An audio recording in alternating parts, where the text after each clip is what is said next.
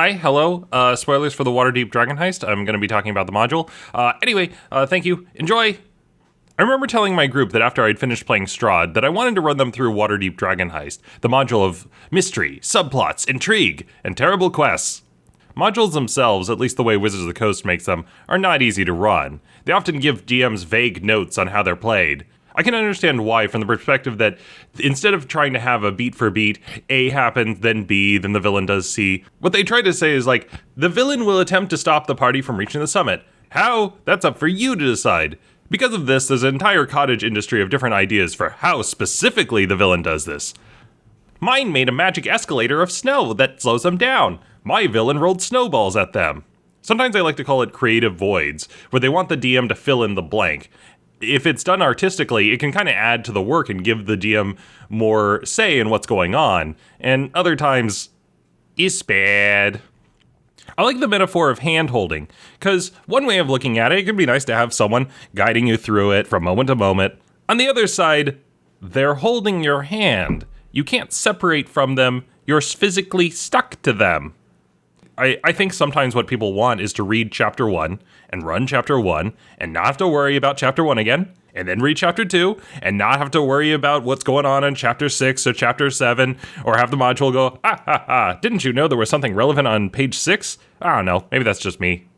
I don't normally run the D&D modules just because I think, like most people, the creative juice that I get is metaphorically squeezed by players playing through a unique world that has its own rules, and that maybe they have no idea what's going to happen next. But I do think that modules can serve to be a good jumping off point for your own narratives and stories. I knew going into Waterdeep Dragon Heist, I didn't want to play it, exactly by the book. This would be my second time running it. Also, one of the players had already played it before once, so there were a few things I knew I had to scrap because of spoilers. Like, for example, one of the NPCs is actually a spy, but I had to scrap that because, well, I don't know. Maybe the player already knew it. I don't know. There's no way to ask that without being suspicious. Hey, did you suspect that one of the peoples who may or may not be involved may or may not be someone who's trying to undermine the... Whatever. Screw it. I'm not going to be running that. Also, Chapter 4 sucks. The chase... I'm sorry, I get what they were going for. The idea is that there's a sentient magic thing that they're trying to find, and they're directed to go to a location, and what do you know? The item that they're looking for isn't there. And when they get to this new place, what do you know? It's actually somewhere else. The module does this 7 times, which takes about 2 to 3 weeks to get through. So for 3 long weeks, the players are just chasing red herrings. I can see why on paper it looks fun, because it's guiding the players through the city, you're meeting all these colorful NPCs, but playing it's real drag. They even have this mechanic, and this one is the one that actually gets me the most, where what if the players get to the McGuffin before they're supposed to? And the answer in the book is that the McGuffin doesn't want to talk to them, because they haven't gone through the necessary steps.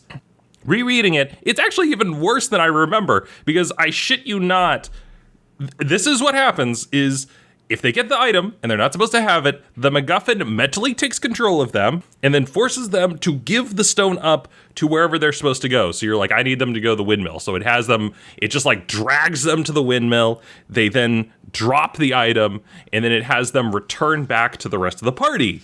And then the player suddenly has amnesia and doesn't remember doing any of that. Why? Why did they think this was a good idea? So anyway, I knew I wasn't going to be doing any of that. I also used the potions and alcohols from taverns and tankards. Basically, when you get to a tavern, they sell magical boozes like Goodberry wine, Firebreath ale, etc., which give you a benefit but make you drunk. And so it's this interesting kind of mechanic where you could drink a lot of these potions, but then they would like make you drunk. But if you were someone who had high constitution, you could suddenly drink more. And so there were these downsides. So I really liked the kind of dynamic or the balancing mechanic between them. I thought that it added a lot to what was normally kind of a very simple mechanic. Since I was going to be having my players coming in at 5th level instead of 1st, I decided to just add a little, just teensy-weensy bit of difficulty. But maybe, I might have found the fights a little too difficult. I don't tell my players that. My players ended up losing almost all of the fights in that one. I think of the 6 fights we did early on, they either lost, TPK'd, or ran away in 4 of them. Which now ended up being that whenever I talk to the players about a game, I always like to go, are we going easy, medium, or Waterdeep level of difficulty? After the first session, 3 of them had gotten captured. Let me just set the stage. They're tracking down a missing person. They go to the skewered dragon and start asking around. One of the players gets tricked into drinking a knockout beer, which causes him to go unconscious for the next 10 minutes. So, fight starts. One of the players is unconscious. They're fighting thugs plus some boozes or ooze golems, and the warlock is very generous with the fire magic. He lights his own side on fire. Our tiefling casts darkness. The party is going through the classic runaway dilemma where they end up getting split up. Some people want to stay, some people want to run, some people want to run but have to stay because maybe they're in melee, leading to our elderly rogue rescuing our halfling and escaping while the rest of the party got captured. So the next session ends up being a split game where we had 2 players with a solo adventure in the sewers making their way to the rest of the party, while the others were trapped by Xanathar, getting tortured for information about the Stone of Golor, which also led them getting into another fight that they almost TPK'd into, but they were fine this time, which was great, because I didn't want to have to DM a game where it's like, they took you into their dungeon, but we were already in their dungeon. I mean the even deeper dungeon that's a sub-dungeon of this one. That way we have to go on another rescue mission. It's like a nesting dolls of torture, both for the players and myself. Now, if you don't know about the story, what is the Stone of Golor? Well, you see, it's this McGuffin that the entire module is based on. The concept is that Lord Never Remember hid a set of gold in Waterdeep and embezzled money, and that this stone is the key to finding out where that gold is hidden. Each of the different villains was trying to find the key to the vault, that way they could claim the gold and use it for their own nefarious purposes. For my game, I split the stone into these shards and hid them around the city. That way, instead of it being like, oh, you just need to find this one item, there you go, you did it. The story was more like National Treasure, where there were these clues that they could get to use the treasure, and they were intentionally hidden to be found, not by Never Remember himself, but maybe by some other adventurer who would come along and claim the prize for themselves. One idea I tried to implement, and it just ended up not working out that well, was trying to incorporate Undermountain into the main storyline. And like, in theory, it sounds like it would work. So just to clarify, you have these 2 locations. You've got Waterdeep and Undermountain, which lies beneath. Waterdeep is the city above ground that's a 1 to 5 level adventure, while Undermountain is like kind of 6 to 20. So at the time I was thinking like, well, if I put the characters in at 6th level and I've upscaled Waterdeep, then that means they should be able to go into Undermountain, right? You know? Because theoretically speaking, you know, I almost never use this Undermountain material, and the players could just pop in there, do like a mission there, come back out. It'll be great. Like on paper, it sounds like a great idea, but it didn't work out. Really, they were so absorbed in the Waterdeep plotline that it didn't make any sense to add this entire other module's worth of material. Another change I made was with the haunted house. When they first arrive in Waterdeep, they receive a house, and this is in the book, and when they get there, they see these portraits and paintings and stuff floating around, blood on the walls saying, "Get out," and they find out that it's haunted. It was also funny that one of the characters, Val, his character was based on Courage the Cowardly Dog, where he's like the scaredy cat that wants to avoid danger but keeps running into it anyway.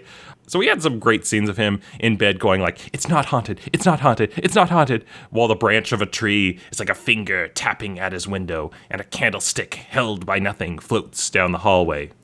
So normally in the story, the ghost was just kind of this old owner who wants them to turn the house around to be at peace, which to be fair, the players are already probably going to do, so it's not much of an incentive. Mine was a murder mystery. I have the players uncover his old journal tucked away underneath the floorboards and find out that the last owner was murdered and track down the killer in order to rid the house of the ghost.